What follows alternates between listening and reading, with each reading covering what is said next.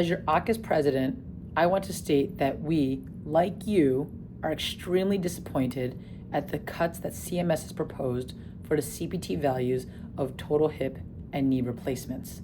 We at AAHKS are taking things very seriously and have developed a multi-pronged strategy to combat this. In close collaboration and consultation with our legal partners, EBG, we are proposing 4 main arguments. The first is we are questioning the process by which these conclusions were made.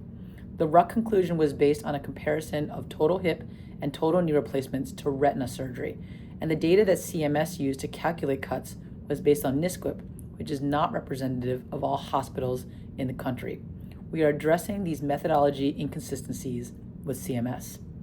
These are the points that will be strongly emphasized to Congress. Second, these cuts will reduce access to care. Surgeons will be less able to care for Medicare beneficiaries, leading to increased wait times for total hip and knee replacements, which is already happening in the UK and Canadian healthcare systems. The third is these cuts will drive healthcare consolidation, which in turn will lead to an increase in the cost of care. And the fourth is these cuts will be counterproductive to the goals of the Make America Healthy Again movement. Total hip and knee replacements, as we know, restore mobility and joint health, which allows Medicare beneficiaries to lead healthier, more active lifestyles.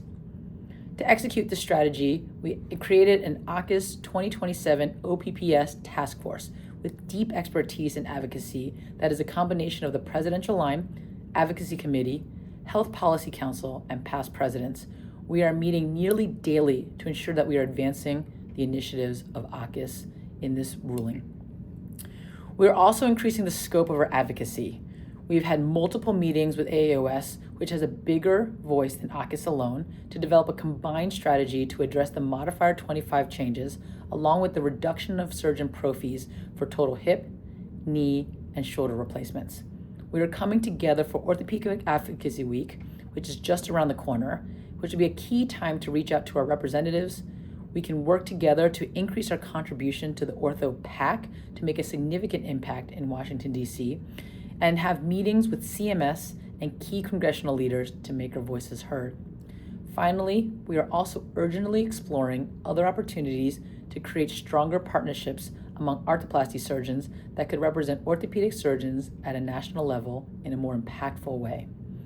At this point, you may be asking, what can I do?